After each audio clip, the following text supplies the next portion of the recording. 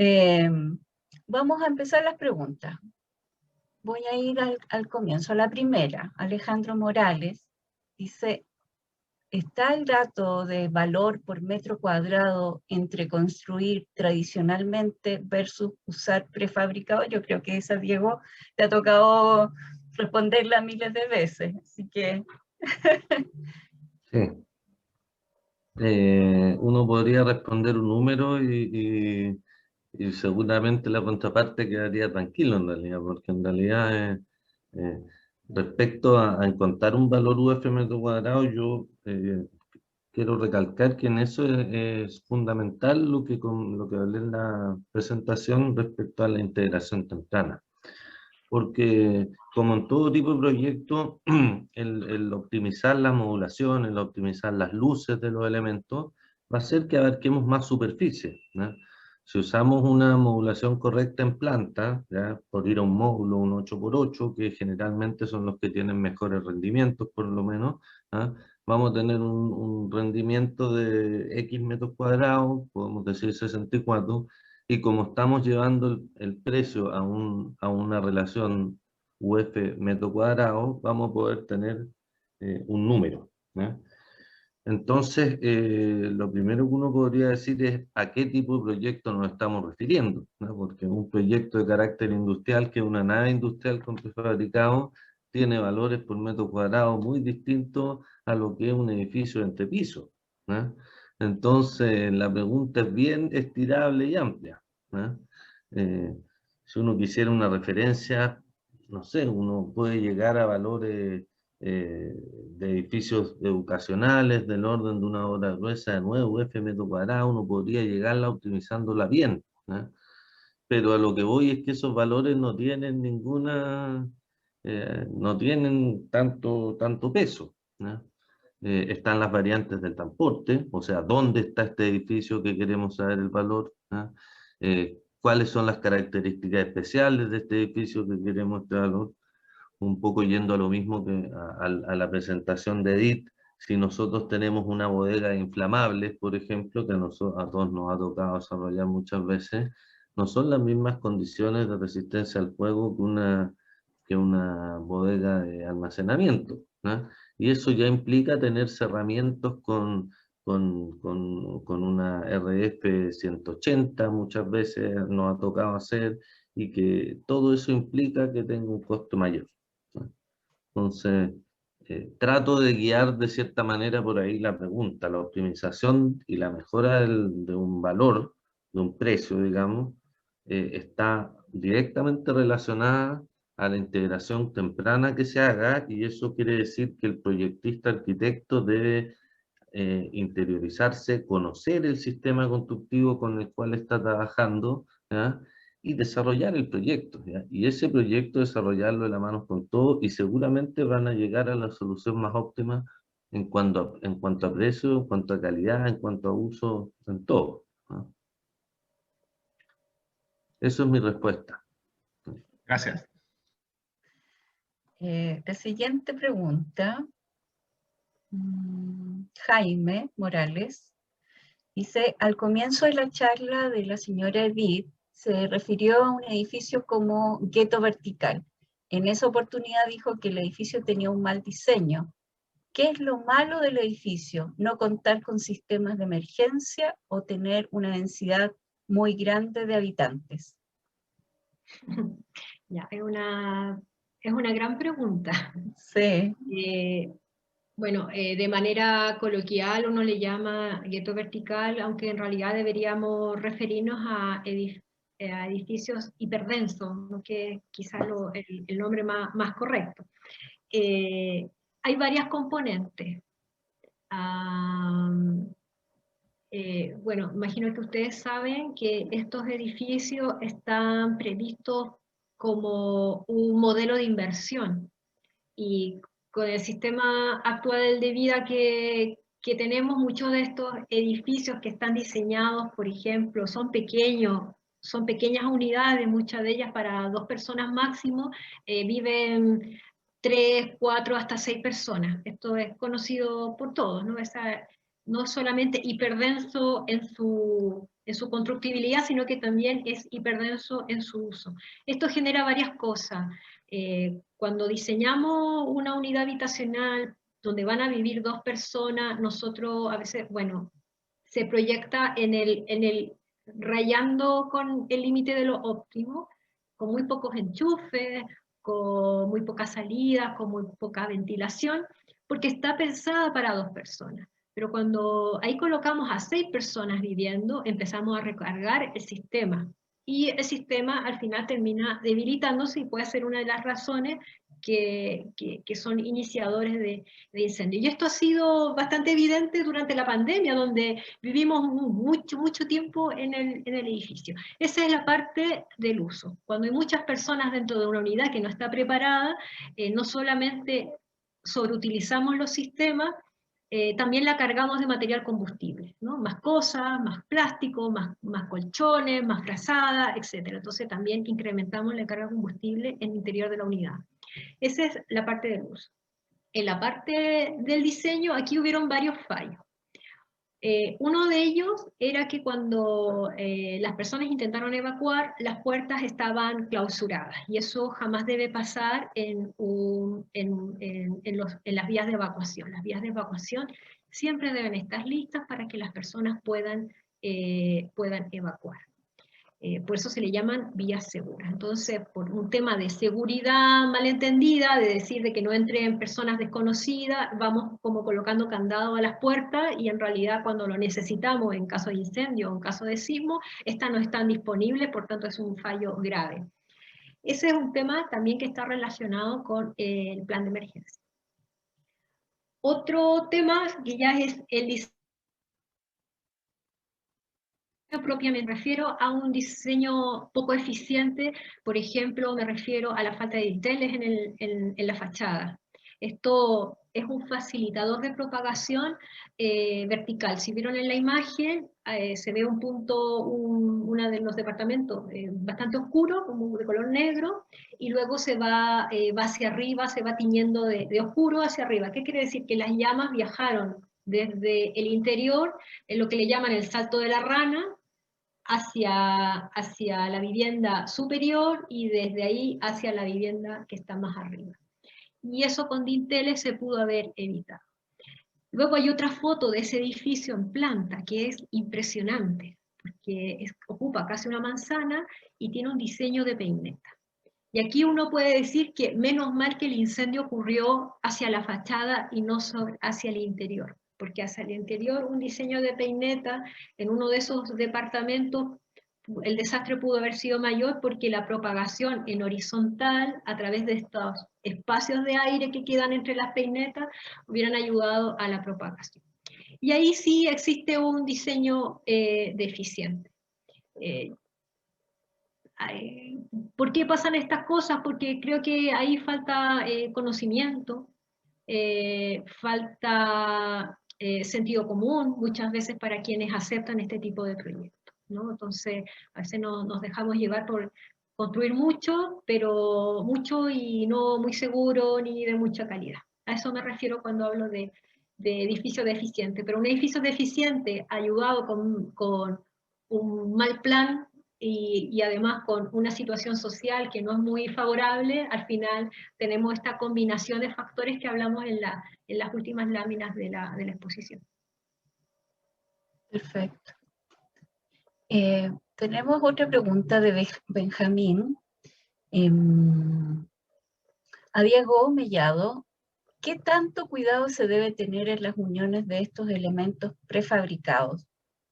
Porque por lo que sé, ahí es donde puede estar el punto débil de este sistema constructivo. Eso es lo que plantea Benjamín para Diego. Sí, sí. Efectivamente, las conexiones son una parte fundamental respecto a cualquier sistema prefabricado, sobre todo en hormigón, ¿ya? Generalmente lo que tratamos con las conexiones es, por una parte, cuando son conexiones húmedas, tratar de dar continuidad a la estructura de hormigón armado, ¿ya? es decir, dar continuidad a lo que son las barras de acero y dar continuidad a lo que es la masa de hormigón, ¿ya? Por lo mismo, todas esas conexiones deben ser parte del diseño estructural del edificio y también deben ser revisadas en cuanto a su ejecución de manera exhaustiva, ¿no? Ahora, como dato, también uno debe tener en cuenta lo siguiente. No existen edificios, sí existen algún tipo de viviendas que se hormigonan de una sola corrida, podríamos decir, ¿ya? Es decir, en la construcción tradicional siempre hay uniones, ¿ya? A mí me tocó participar con la Cámara, con un equipo de la Cámara Chilena de Construcción post-terremoto del año 2010, y gran cantidad de las fallas que hubo no fueron fallas en cuanto al diseño del edificio, sino que fueron fallas en cuanto a la ejecución y sobre todo en cuanto a la inspección de la ejecución, ¿no? Hay obras de gran tamaño que es imposible estar viendo todas las conexiones y que muchas veces quedan a ejecución de alguien que no es profesional o que no tiene la preparación correcta. Entonces, debemos tener siempre en cuenta que siempre se va a producir esta conexión, sea en una obra tradicional o en una obra prefabricada, y que muchas veces también la obra prefabricada está más pensada esa conexión porque es parte del desafío, ¿eh?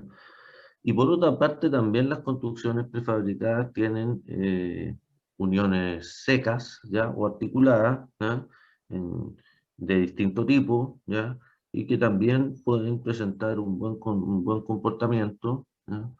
Sí, obviamente son tan importantes como cuando son uniones húmedas, este tipo de conexiones, ¿ya? Muchas veces van a depender de, cuando hablamos de naves industriales, de la calidad del terreno, ¿ya? Va a depender también de la distancia que queramos entre los marcos, ¿ya? Todo ese tipo de variantes, ¿ya? Es decir, tenemos que entender que los prefabricados son sistemas y funcionan siempre como un todo, ¿ya? Entonces, eh, eso es fundamental. Gracias, Diego. Aquí Lucas Espíndola a Edith plantea: ¿a qué temperatura el hormigón armado falla? A ver. No sé si era para mí o para Edith. No Sí, pues, bueno, no sé los si dos todos pueden vamos a estar complementar. de acuerdo. Sí. Hay Claro. dos conceptos. Bueno, yo manejo dos conceptos. Una, empieza a deteriorarse a partir de los 380 grados, pero también hablamos de periodos prolongados de tiempo. Y comenzar a bajar resistencia a compresión importante ya a los 800 grados. Ahora, comparado con el acero, es bastante buen comportamiento, porque en un periodo muy prolongado, con una alta exposición, puede mantener, o su pérdida de resistencia es baja y continua. En cambio, en el acero, a 500 grados, en muy poco tiempo ya pierde su ductibilidad, es decir, que colapsa. Entonces, esa es la comparativa que intentamos definir cuando vamos a proteger.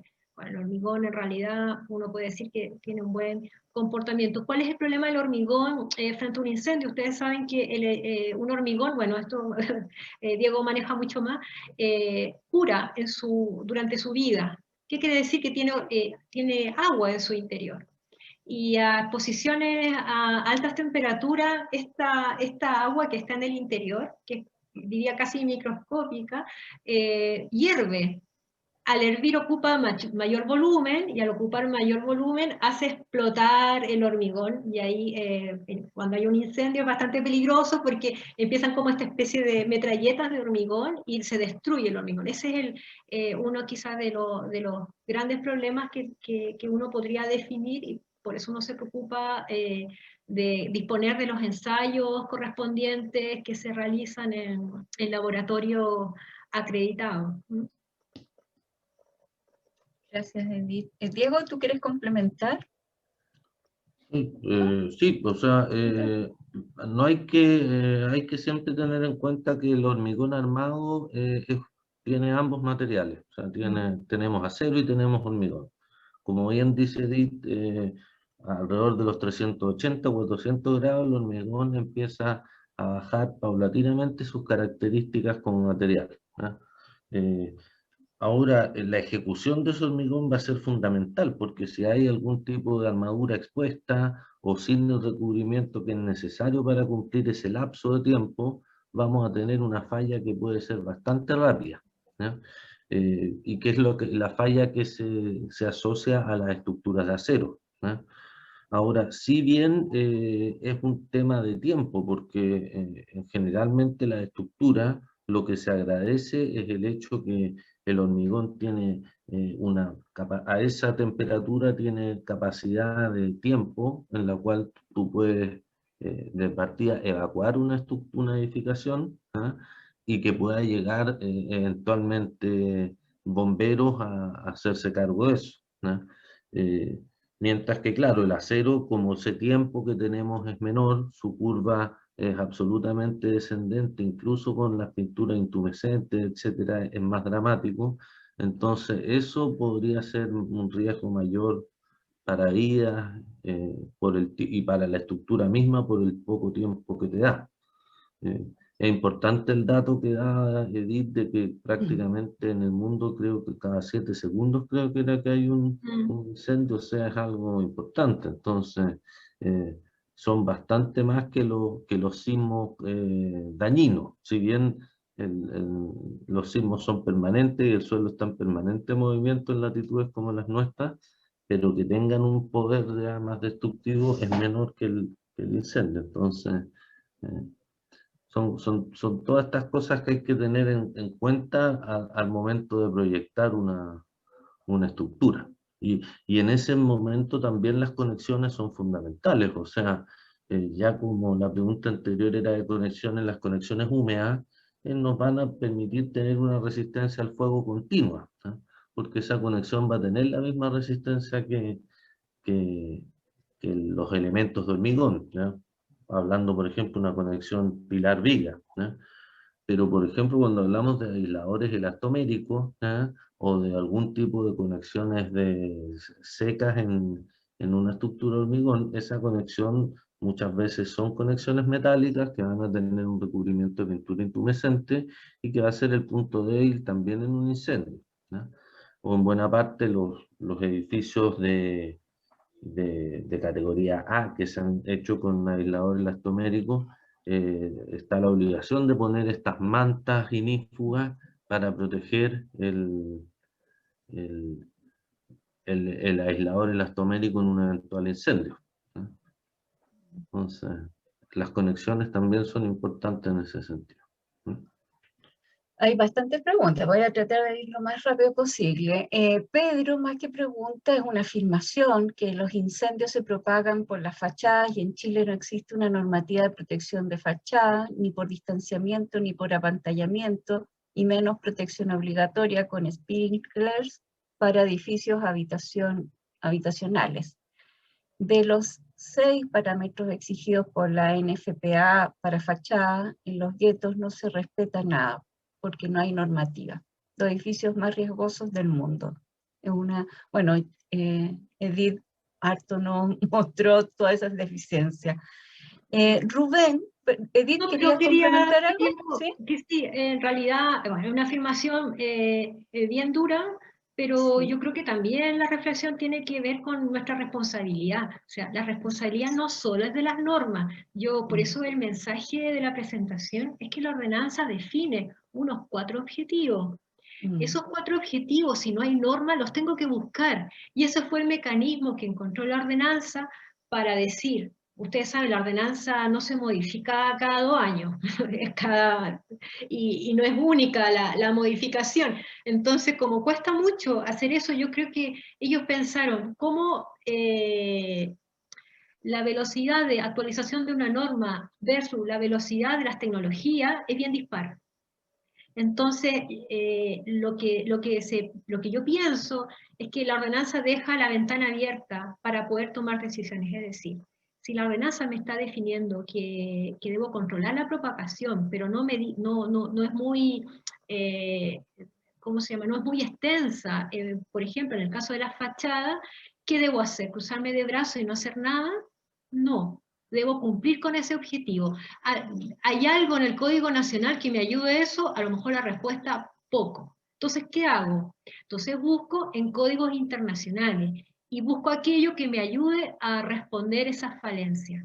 Entonces, el mensaje es que no estamos descubiertos y no es la culpa siempre de la falta de normativa. La ordenanza tiene ese mecanismo para poder resolver los problemas porque es algo que no podemos dejar sin resolver. Ahora, ¿por qué se hace?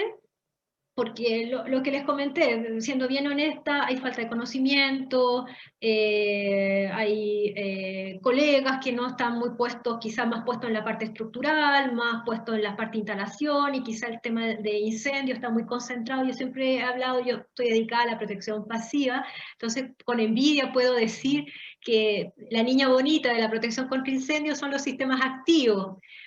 Pero con razón, porque requieren un cálculo hidráulico, requieren una ingeniería específica, requieren mantención, por tanto son los más bonitos del paquete, pero en realidad no todo es protección activa. Y respecto a sprinklers en edificios habitacionales, bueno, esta es una discusión en Estados Unidos, no de hace, o sea, aplicado no hace mucho, hace muy poco salió la NFPA 13 aplicada a edificios y a viviendas unifamiliares, posiblemente ese sea el camino a futuro en nuestro caso, especialmente ahora que estamos más conscientes de los espacios, ya que estamos más tiempo en ellos.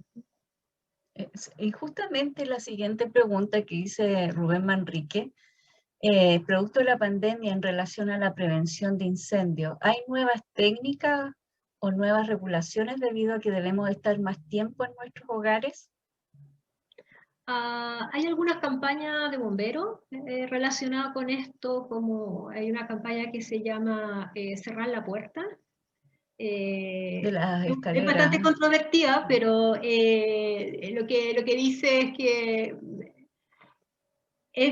los estudios dicen que uno cuando está en una vivienda, el espacio más seguro puede ser tu propio dormitorio. ¿Por qué? Porque la evacuación o sea, el humo, su movimiento es muy veloz. Y el hecho de inhalar gases tóxicos, no solamente, que cuando son muy calientes te queman las vías respiratorias y ahí no hay nada que hacer, pero en lo otro, los gases tóxicos te nublan la razón y la capacidad para tomar buenas decisiones. Por eso algunas veces hemos visto que hay personas que se tiran por la ventana, que no son, y tienen la puerta al lado, y qué sé yo.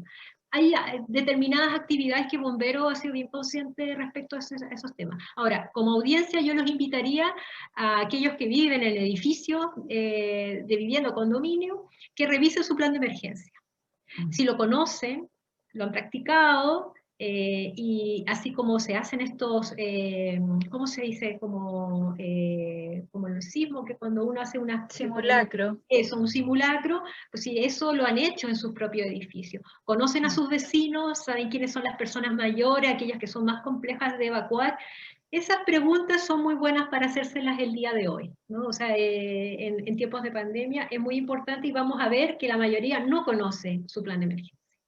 Y de hecho, cuando llegan a una práctica en alguna obra o inician sus primeros trabajos, no es lo primero que te presentan, el plan de evacuación. Muchas veces lo omiten, entonces uno tiene que estar viendo los planos a la pasada, hacer una lectura.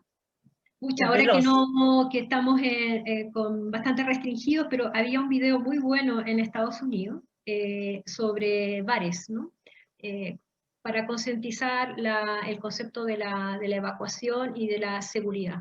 De lo despreocupados que somos respecto al uso de los espacios o la poca conciencia. En sismo creo que la mayoría sabe qué hacer, dónde ponerse, debajo de un dintel, a dónde ir, la tranquilidad, como que más o menos lo manejan. Un incendio como es un poco caos. Y este video habla de cuando yo entro a un bar, ¿qué hago? Lo primero que, antes de tomarme la primera cerveza, lo que debería hacer es, ¿cuál es mi plan B de evacuación? Porque habitualmente el lugar donde yo entro es el lugar que yo recordaría para salir, pero como yo, 100 personas van a hacer lo mismo. Y 100 personas saliendo por la misma puerta en caso de incendio, eso puede ser un caos y puede generar un desastre mayor que el propio incendio. Entonces siempre debo tener un plan B. ¿Qué hacer? para escapar en un caso de incendio. Y eso lo debería hacer cuando voy a un cine, cuando voy a un concierto, cuando voy a un bar, un restaurante, qué sé yo. Esos lugares que no son habituales para mí, conocer cuál es mi plan B. Esas son también cosas que también son practicables el día de hoy, ¿no? Excelente dato. Leonel Araya, Diego, sobre las estructuras prefabricadas, en la situación de necesitar reparación luego de un sismo, ¿qué tan factible o costoso es hacerlo en comparación a una estructura convencional? De tener fallas prácticamente lo mismo, porque son elementos de hormigón armado, ¿eh? Entonces, al menos la experiencia que a nosotros nos ha tocado, las fallas en general son menores, los edificios con prefabricados tienen cuantías bastante más altas en general que edificios tradicionales, pero en general lo que son soluciones se hacen con sistemas de fibra, ¿ya? Y que son procesos que son similares para estructuras tradicionales como para estructuras prefabricadas, ¿no? Ahí también hay que ver cuál es el daño, cuál es el elemento. Yo la respuesta que estoy dando, estamos hablando de algún tipo de elemento estructural o algún tipo de nudo, ¿no? Si hubiese algún tipo de panel con daño, etcétera, también es factible poder cambiarlo y cambiarlo por uno nuevo integralmente, ¿no? Pero en general no nos ha tocado tener cambios de paneles, por ejemplo, por daños estructurales, ¿eh? Sí pueden haber algunos, más que cambios, sino que algunas soluciones estéticas que generalmente sí se hacen pruebas previas en planta para poder lograr terminaciones específicas que quisiera el proyectista. Va más por ahí. Claro. Nuestro amigo Carlos Richard, después de la experiencia del incendio de la Torre Greenfield, en la cual la envolvente estaba resuelta con alucobond, en Chile este material se sigue utilizando. ¿Cuáles son los mecanismos para incorporar en normativa los atributos y debilidades de los materiales frente al fuego? Ya, Carlos siempre con sus preguntas polémicas. La fachada, dependiendo cómo esté, no tiene grandes requerimientos de resistencia al fuego, ¿ya? En Chile no hay una exigencia puntual. Lo que normalmente dice el Código Internacional y que nosotros intentamos adoptar en la oficina es recomendar materiales de baja propagación. Y eso tiene que ver con un ensayo, y ese ensayo tengo entendido que o si se está desarrollando en este momento o no. Como la mayoría de estos productos vienen del extranjero, normalmente estos productos sí tienen su ensayo de propagación. Entonces hay varios niveles de propagación, de mediana, baja y alta. Entonces normalmente uno exige uno entre que sea de baja y mediana propagación. Es decir, es un elemento que en el desarrollo del incendio es un bajo propagador de gases tóxicos y de humo, ¿ya? Y eso lo haría más beneficioso. Eso, por ejemplo, yo lo exijo bastante en paneles sándwich, que se utilizan bastante en la construcción de industrias, de bodegas, por ejemplo. Y esos son documentos que la mayoría tiene. Hay otro fabricante que hace mucha fachada ventilada, que es Trespa, por ejemplo. Trespa tiene ensayos de baja propagación, entonces son materiales que son recomendados. Entonces cuando vayan a diseñar, pidan al proveedor cuáles son los ensayos, que sean ensayos oficiales de baja propagación. Entonces hay materiales que les pediremos resistencia al fuego, o sea, una exigencia mayor, y hay otros que le exigiremos algo menor, pero que no sea un contribuyente al incendio. En el caso de las torres Greenfield es lo que le pasó. Hay una estructura principal que debe ser capaz de resistir, que más o menos se comportó bien, pero hay toda una envolvente que te está ayudando al incendio, y eso es lo que no debe ocurrir. Materiales plásticos, por lo general, van a tener muy mal resultado, o sea, va a ser de alta propagación, todos los poliestirenos, toda esa familia no se comporta bien. ¿Verdad? Jorge Sandoval pregunta para Diego, 1. ¿Cuáles son las consideraciones de protección en el proceso de transporte de los elementos prefabricados? Esa es una pregunta. ¿Cuáles son las consideraciones de protección en el proceso de transporte de los elementos prefabricados?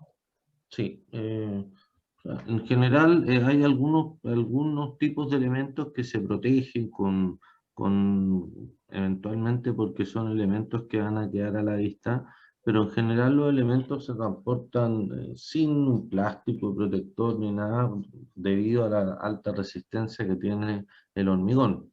Sí, lo que es fundamental es el hecho de la parte ya más técnica respecto al transporte, que tiene que ver cómo transportar, qué pesos transportar y bajo qué condiciones de acopio transportar. Porque de cierta manera una de las principales moduladores para nosotros los prefabricadores son los transportes, ¿ah?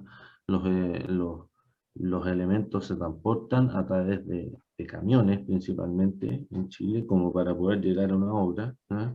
Y eso va a ser nuestro módulo. Entonces muchas veces eso es lo que nos determina las dimensiones de los elementos, ¿ah? Y su forma de acopiar en el camión, ¿ah? Por los rangos de seguridad que tienen, ¿ah? Ahí, general, por ejemplo, mostrabas unos muros de 15 metros de alto, por ejemplo. Claro. ¿Cuáles fueron las condiciones ahí de transporte? Claro. O sea, en general tenemos que los transportes estándar son tenemos de ramplas de 12 extensibles, después de 16 metros y con camiones con capacidad de 28 toneladas, ¿no? Entonces, y después tenemos ya los camiones con bogie que permiten transportar elementos de más de 30 metros de luz y con más capacidad de peso también, ¿no? Entonces, eso va a condicionar el hecho de que el muro se va a poder llevar un muro por transporte principalmente, de los grandes. Un muro, porque ese muro de 15 metros más o menos, ¿cuánto en peso era? 15 por 2,4 por 15 centímetros, estamos hablando de un elemento que debe tener alrededor de 18 toneladas. A memoria no me lo sé, pero se podría hacer el cálculo, son 2.400 kilos de metro cúbico de hormigón, ¿ya? Pero sí el dimensionamiento es importante, o sea, esos anchos de muro, como se veía en las fotos, son de un ancho no mayor a 2,5, ¿no? Porque el ancho del camión es 2,5. A veces te permiten que pueda un estribo quedar hacia la vista, entonces eso es parte del dimensionamiento, ¿no? También los largos, ¿no? Y los pesos, ¿no? Entonces, eso es parte de la modulación del edificio. Perfecto. Otra pregunta, ¿cuál es el porcentaje de error en los elementos prefabricados? Ya sea que afecte la resistencia a la estructura o la incompatibilidad con elementos arquitectónicos no previstos, que requiera solicitar la refabricación. ¿Cómo? Ahí se extiende bastante la pregunta, porque ¿cómo mitigan este tipo de problemas, tanto en el uso del BIM como en la gestión de proyectos? No, sí, es poco, o sea, nosotros el rechazo de elementos que tenemos prácticamente en muchos proyectos es cero, ¿no? Entonces, y ahí viendo la pregunta es difícil abordar, que sean por resistencia a estructura, es muy difícil porque los procesos que hay en fábrica, en una fábrica de hormigón son hormigones curados a vapor, ¿ya? Es decir, los hormigones en general alcanzan bastante mayor resistencia en un mínimo plazo que lo que es un hormigón tradicional hecho con un fragua normal, ¿ah? Y respecto al control de calidad en una fábrica en base a las armaduras es bastante exhaustivo, el dimensional también, y viene también toda la expertise que uno pueda tener en el proceso. Entonces, en ese sentido, nuestra experiencia es que es poco, ¿no? Respecto a lo que es la incompatibilidad con elementos arquitectónicos no previstos, chuta, eso es como la antítesis de lo que hemos hablado hoy. O sea, el proyecto tiene que ser pensado y diseñado con los elementos. O sea, si pasara eso, quiere decir que o que el proyecto se adaptó sobre la marcha a prefabricarlo y que no se entendió eso, ¿no? Pero obviamente es un todo, tal como es con una estructura tradicional, ¿ah? Los llamados elementos arquitectónicos, no sé cuáles serían tampoco, en general sí dan muchas más facilidades como para poder poner conectores, poner elementos que permitan a uno poner una estructura secundaria, etc. ¿Ah? Eso de cierta manera de cierta manera es como el horizonte del prefabricado. Y respecto a la metodología BIM en general, a nosotros quienes trabajamos en prefabricado hay dos cosas que nosotros, por la forma de pensar en prefabricado, hemos desarrollado quizás de manera previa, que es el cumplimiento muchas veces de las ISO, ¿no? Ah, si uno va a una planta prefabricada en los años 80, uno ya veía que había procesos, que había una forma de construir en lo cual te facilitaba bastante más el hecho de tener que asumir una ISO, porque la filosofía de prefabricados te obliga de cierta manera a ver eso, ¿no? Y respecto al BIM también, o sea, cuando tú haces prefabricados, tú debes desarrollar los planos de fabricación de los elementos y eso es antes de que la fabricación haya comenzado. Entonces, obviamente eso ya se traduce en un checklist que no existe en ningún motivo en una obra tradicional, ¿ah? Y tú te das cuenta de esas cosas cuando estás en obra generalmente, ¿ah? Entonces, ese proceso ayuda al hecho de tener todas estas variantes controladas de manera previa, que es de cierta manera lo que hoy en día promueve y ayuda al BIM. La tercera pregunta que Jorge hace es también a Diego. De acuerdo a la experiencia mundial, la prefabricación con elementos de hormigón armado podría realizarse mediante uso de impresión 3D o la técnica del maestro especialista hormigonado y soldadura es difícil de replicar mediante máquinas automatizadas. Diego. En general, o sea, hoy en día ya se ocupa el 3D como método de impresión en hormigón armado, ¿no? Sí. Es más, en base a lo que, si nosotros vemos un poco lo que hace Baumax, es como un paso previo a eso, ¿no? Porque tiene algunas partes de lo que es el moldaje en 3D y la parte de barras no. La parte de barras continúa siendo aún muy manual, ¿no? Eh, pero sí es perfectamente factible, ¿no? Hay que tener en cuenta que en general hablamos de doblados de armaduras más que de soldaduras, o sea, eh, la soldadura es otra cosa, entonces en hormigón armado la soldadura prácticamente no existe, digamos, sino que estamos hablando de máquinas de doblado, eso es importante aclararlo también, ¿no? Y esa es el avance que se requeriría para esta impresión 3D, pero hoy en día ya está muy, muy desarrollado, ¿no? Ya son las 12, 3 minutos. Quedan un par de preguntas. No sé si están dispuestos a contestarla porque también no quiero abusar de su tiempo. Habíamos quedado que era un poquito menos, pero ¿qué dicen, Edith, Diego? ¿Cómo están para contestar un par de preguntas más? No, no hay problema, al contrario, ¿Sí? se agradece Ya. que sean tan entusiastas, es poco habitual. Qué bueno. Entonces, mira, justo para ti, Edith, Emiliano Martino dice, ya que están hablando de la seguridad y han nombrado gases, les dejo un gas llamado gas radón para que busquen información si les interesa, el cual puede ser riesgoso a largo plazo en la salud de las personas, cáncer al pulmón, por ejemplo. Básicamente es un gas que se forma bajo un proceso natural de desintegración radiactiva del uranio. Chao, que tengamos una buena tarde. Un comentario de Emiliano. Tiro un caramelo. Bueno, no es algo, no sé, ustedes que están en la academia, a lo mejor disponen de información de este tema, pero yo generalmente no he escuchado mucho sobre gas radón en Chile. En Europa sí es tema, de hecho hay una normativa europea. Creo que en España alguna cosa he visto que se ha escrito, pero entiendo que no hay ninguna normativa de aplicación. Lo que entendería como lo que afecta a un edificio sería, por ejemplo, como emana desde la tierra, es aislar los primeros pisos, que los primeros pisos no sean habitables, sino que sean de poca permanencia, como locales comerciales, y que esas uniones sean estancas, y cosas de ese tipo, pero así de incendio no sé mucho lo que afecta, así que un poco lo general de información, que es bastante peligroso porque no es detectable por los sentidos, ¿no? de una persona. Pero creo que la solución constructiva va como por el aislamiento de las primeras plantas, es decir, todo lo que está en contacto con el suelo. Poco más de eso.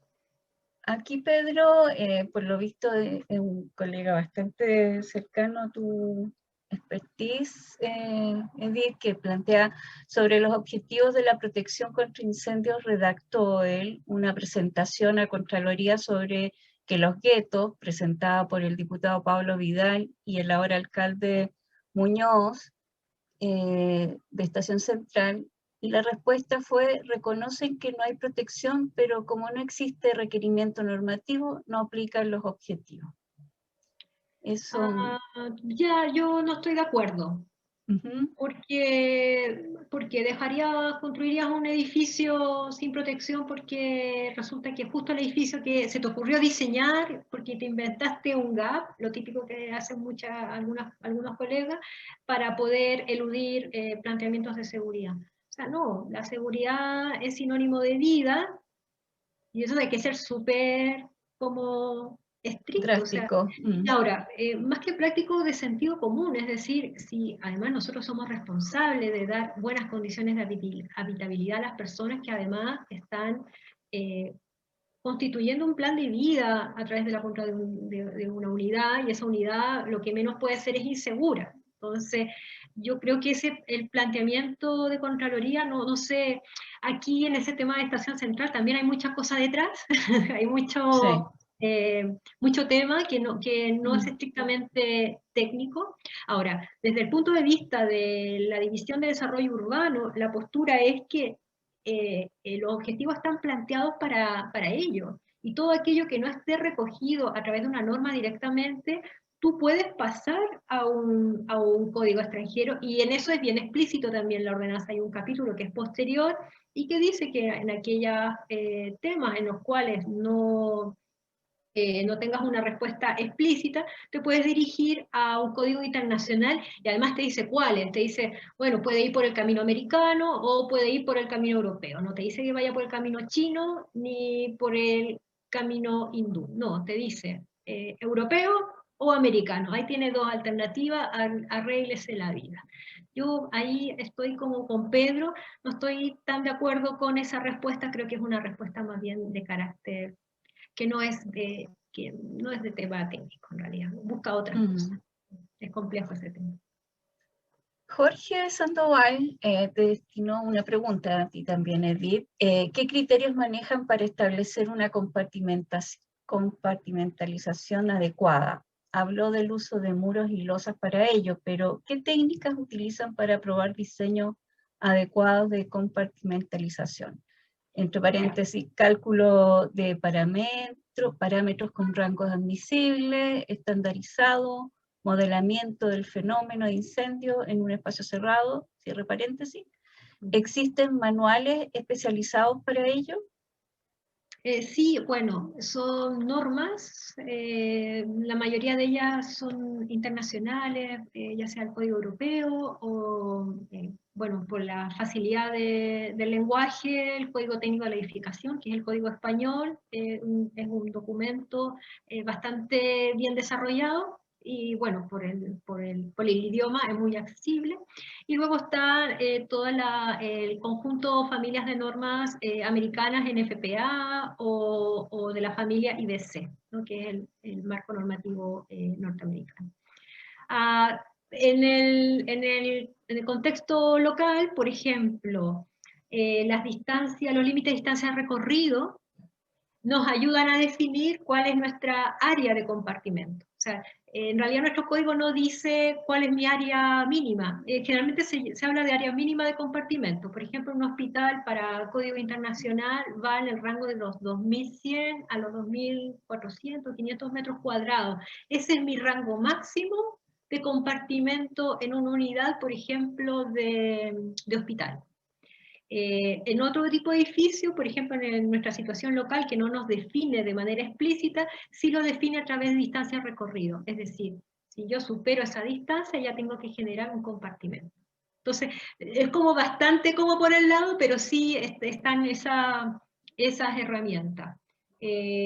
Distancias, superficies, cuando las hay, y luego hay otro grupo de elementos dentro de la construcción que son compartimentos en sí mismos. Por ejemplo, salas eléctricas, bodegas de ese tipo, algún tipo de almacenamiento medio peligroso, unidades de transformadores, esas suelen ser compartimentos en sí mismos. O sea, uno ve un edificio y que tiene un transformador en su interior, uno le pone muros de 120 inmediatamente. Lo que dice la ordenanza sí es que el compartimento es un sector con muros perimetrales de un RF120, o sea, no inferior a RF120, esa te da ahí una clave. Y el resto lo tienes que deducir con distancias de recorrido, peligrosidad del recinto, y luego eso acompañarlo con lo que te pueda decir un código normativo o un conjunto de normas extranjeras. Y aquí la última pregunta, también de Jorge. De acuerdo a su experiencia, Edith, ¿cuáles son los casos más frecuentes en los cuales el ingeniero en diseño estructural debe modificar sus propuestas para que éstas puedan proveer seguridad contra incendios? No sé si refiere a cálculo estructural, quizá el más común sea estructura en acero. Hay algo que quizá no existe integración temprana, si podríamos extrapolar con Diego, es que muchas veces cuando a las partes se dan cuenta que tienen que proteger con pintura, las estructuras metálicas se dan cuenta que las secciones no le dan, no son capaces de cumplir por un tema de cálculo masividad. La estructura no es capaz de, con lo que le pongas no te da ni un RF ni el más mínimo porque se utiliza a veces estructuras muy esbeltas. Y eso yo creo que tiene que ver porque es verdad que el ingeniero intenta optimizar al máximo una estructura, pero desde el punto de vista de resistencia, pero no desde el punto de vista del incendio. Entonces, esas dos componentes hay que conversarlas desde la etapa de diseño. En la etapa final puede significar varias cosas. Una, que se quede sin protección y tengas que buscar soluciones alternativas que pueden ser muy costosas. Que a lo mejor tengas que reforzar la estructura, que no era la idea, o simplemente caer en la mano de alguna mala práctica. Entonces al final es bien complicado. Yo creo que ahí el tips está en que todas esas conversaciones hay que tenerlas desde el inicio, coordinadas, por supuesto. Pero yo creo que ese es como un problema de terreno, es estas estructuras, especialmente las techumbres, que utilizan perfiles omega muy esbeltos y no hay material que puedas tú recubrir para poder llegar a un RF, aunque sea el más mínimo. Entonces es un tema bien grave porque cuando tienes que proteger la cubierta es porque ya has avanzado bastante en la obra. Entonces es bien crítico. Sí. Algo que vemos muy común son las pinturas intumescentes que no siempre se cumplen a cabalidad, según las especificaciones también. Bueno, ahora está en proceso la modificación de la ordenanza, el capítulo de seguridad contra incendio, y las nuevas normas que se introducen son de instalación respecto a pinturas intumescentes y morteros, y la de inspección. Es decir, desde que entre en vigencia, bueno, si es que sale todo bien, qué sé yo, va a ser obligatorio tener protocolo de inspección. Y esa inspección no se va a hacer visual, es una inspección a través de un laboratorio. O sea, cada vez vamos a ir viendo más profesionalización en el proceso constructivo, mayor seguridad, porque a día de hoy te pintan algo y yo creo que pocas veces se ha visto que alguien siquiera le tome La medida. una prueba de espesores. O sea, de ahí se ve poco. Sí. Bueno, voy a leer este saludo que hace Carlos Richard a modo de cierre también, y porque engloba bastante el objetivo de esta charla. Muchas gracias a Diego y a Edith por tan aclaratorias exposiciones, sin duda que constituyen un aporte a las nuevas generaciones de profesionales que se están formando y por lo mismo más dúctiles en incorporar indicaciones normativas. Considero un sustantivo aporte del Comité de Tecnología del Colegio de Arquitectos de Chile. Así que muchas gracias, Carlos, para invitarnos en este cierre a ser parte de una mirada siempre complementaria entre todos, el tema de la integración profesional, donde todos somos parte de una sola unidad, es sumamente importante.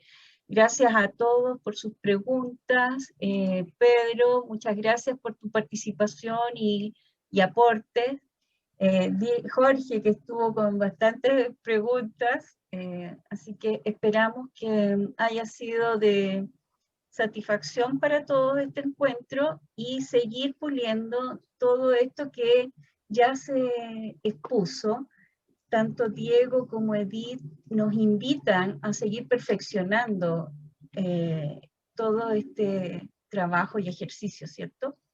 Así que, no sé, dejo la oportunidad para que abran los micrófonos si alguien quiere hacer algún comentario, el mismo Alejandro, Wendy y obviamente Edith y Diego.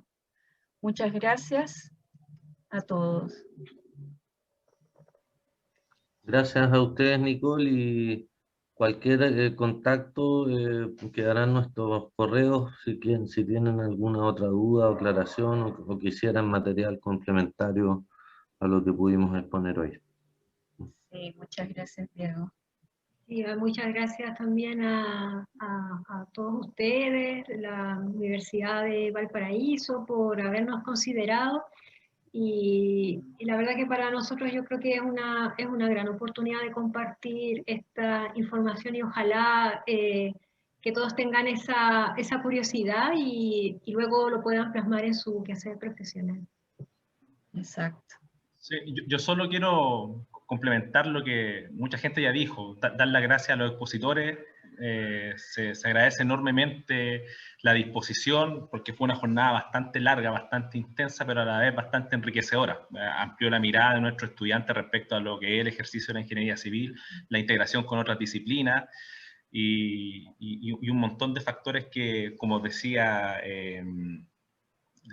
Edith, no siempre están contempladas explícitamente en los planes de estudio. Entonces, desde ese punto de vista, estas instancias son totalmente necesarias y esperemos que se sigan repitiendo en el futuro. Muchas gracias por su tiempo y esta es su casa. Cuando quieran, nos contactamos y podemos trabajar en conjunto. Ya, muchas gracias. Muchas gracias a todos y será para una próxima oportunidad. Chao, que estén bien. Adiós. Chao, chao. Chao. Chao.